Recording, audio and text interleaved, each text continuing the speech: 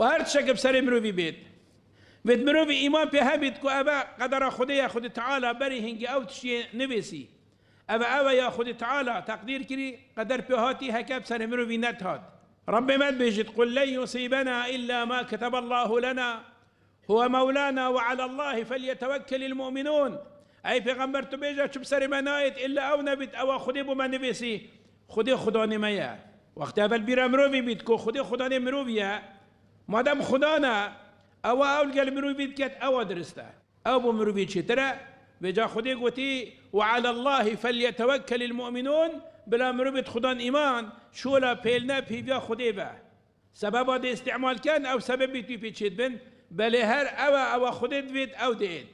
وخد تعالى بو من ديار كات كو من انسان دي كافت الطنقافيه دا گرفتاريا دي بينيد خدي بيجد الف لام ميم أحسب الناس أن يتركوا أن يقولوا آمنا وهم لا يفتنون ولقد فتنا الذين من قبلهم فليعلمن الله الذين صدقوا وليعلمن الكاذبين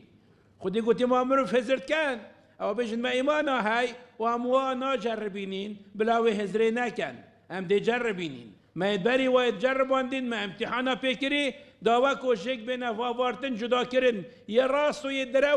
يدروين وكي اكنين حساب كرن